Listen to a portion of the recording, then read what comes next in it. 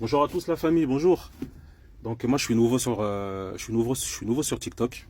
Donc j'ai ouvert ma page principalement pour vous présenter le Seigneur, voilà, pour présenter le Seigneur Jésus-Christ, celui en qui je crois, le mort et le ressuscité, celui qui est mort et ressuscité pour toutes les nations, pour le salut de toutes les âmes.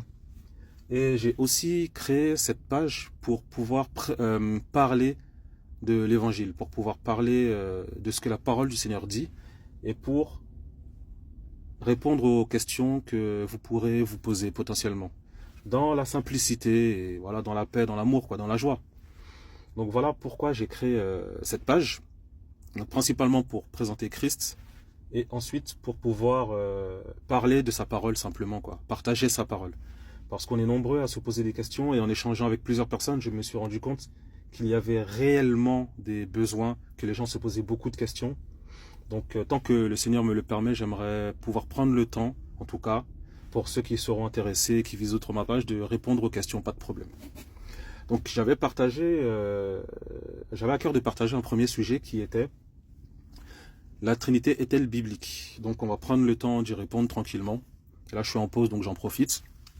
Et voilà, c'est parti, bonne écoute et à très vite. Donc la première chose qu'on peut se demander, la première chose c'est qu'est-ce que la Trinité concrètement? C'est quoi la Trinité? Donc en quelques mots, donc la Trinité est une doctrine selon laquelle Dieu se manifeste en trois personnes distinctes. Le mot distinct est très important. Sous forme de Père, de Fils et de Saint-Esprit. Cette doctrine est apparue au IIe siècle et fut fixée au concile de Nicée en 325 et sous Constantinople Ier en 381 après Jésus-Christ. Athanase d'Alexandrie a aussi été un personnage important parce qu'il a été l'un des précurseurs du concept de la Trinité. C'était ce qu'on appelle un père de l'Église du IVe siècle. Les pères de l'Église aussi se sont basés sur un passage biblique de Genèse chapitre 18. Et je vais lire quelques phrases. Je ne vais pas lire tout Genèse 18 parce que c'est long. Je vous laisserai vérifier par vous-même, il n'y a pas de problème. Il n'y a pas de problème. Je vais lire quelques phrases et j'expliquerai vite fait le contexte de ce passage. Donc Genèse chapitre 18 à partir du verset 1. L'Éternel lui apparut dans les plaines de Mamré, comme il était assis à la porte de sa tente, pendant la chaleur du jour. Il leva les yeux et regarda. Et voici, 3 hommes se tenaient devant lui. Quand il les vit, il courut au-devant d'eux, depuis la porte de sa tente, et se prosterna à terre.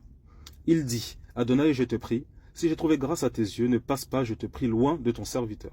Qu'on prenne, je vous prie, un peu d'eau, et lavez vos pieds, et reposez-vous sous un arbre. J'apporterai un morceau de pain pour fortifier votre cœur. Après quoi vous passerez outre, car c'est pour cela que vous êtes venus vers votre serviteur. Et ils dirent, fais ce que tu as dit. Donc voilà, je vais m'arrêter là, pour contextualiser vite fait le contexte de ce passage. En fait, c'est l'Éternel, donc c'est Yahweh, c'est le Tout-Puissant, qui a pris l'apparence d'un homme et qui était accompagné de 2 hommes. Donc au total 3 hommes qui sont venus rendre visite à Abraham pour 2 raisons. La première raison, c'était la première raison, le Seigneur a prophétisé à Abraham qu'il aura un fils de sa femme Sarah. Et la seconde raison, c'est qu'ils allaient en direction de Sodome et Gomorrhe. Ils allaient en direction de Sodome et Gomorrhe parce qu'à cette époque-là, selon le contexte toujours de ce passage, c'était une ville remplie de péchés et l'Éternel avait résolu de juger ce peuple-là, cette nation-là. Et étant donné que Abraham se trouvait sur le chemin de Sodome et Gomorrhe que le Seigneur a pris, à savoir, petite parenthèse, que le Seigneur ne fait rien par hasard. Donc c'est pourquoi il a, selon le passage, mais après je vous laisserai vraiment lire ce passage pour que vous compreniez le contexte. Donc voilà, les 2 raisons, c'est que le Seigneur est venu rendre visite à Abraham sous la forme d'un homme accompagné de 2 hommes. Et j'expliquerai les détails de ces hommes-là. Et la deuxième chose, dans le contexte toujours de ce passage, mais pour finir, voilà, donc ces hommes sont venus visiter Abraham, l'Éternel a pris l'apparence humaine, et il a prophétisé à Abraham qu'il aurait un enfant de sa femme Sarah, et la suite de ce passage explique que le Seigneur avait résolu de juger Sodome et Gomorrhe. Donc c'est pourquoi il a pris l'apparence d'un homme et qu'il a été accompagné de ces 2 hommes. Et les pères de l'Église se sont inspirés de ce passage pour dire qu'en fait ces trois hommes préfiguraient la Trinité, la doctrine de la Trinité. Mais ceci est un peu faux, voire complètement faux. Complètement faux, et je vais prendre le temps de vous expliquer pourquoi. Quand on va un peu plus loin dans ce même chapitre de Genèse, chapitre 18, on peut lire à partir du verset 20, écoutez bien, « Et l'Éternel dit, le cri de détresse contre Sodome et Gomorrhe est grand, et leur péché est extrêmement pesant. Je descendrai maintenant, et je verrai s'ils ont agi tout à fait selon le cri qui est venu jusqu'à moi. S'il n'en est pas ainsi, je le saurai. Ces hommes donc, partant de là, allèrent vers Sodome, mais Abraham se tint encore devant Yahweh. » Donc là, on comprend dans ce passage que parmi les trois hommes, il y a des hommes qui sont partis en direction de Sodome et Gomorrhe. Et au verset 22, il est dit, mais Abraham se tint encore devant Yahweh. Ça veut dire que l'apparence, en fait, que Yahweh, dans cette apparence humaine, est encore resté avec Abraham pendant que les autres sont partis en direction de Sodome et Gomorrhe. Et je vais confirmer ma pensée.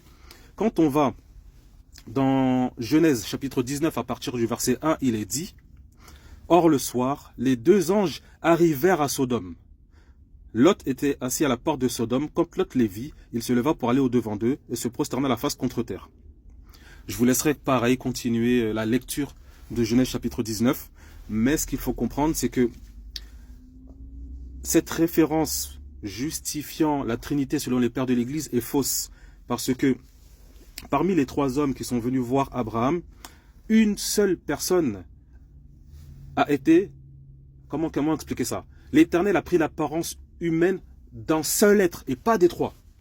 Parce que quand on va dans Genèse chapitre 18, verset 22, il est dit que ces hommes donc partant de là allèrent vers Sodome. Donc parmi ces trois hommes, il y a là c'est pas précisé le nombre, mais on sait qu'ils étaient trois. Donc après c'est de la logique et c'est de la réflexion.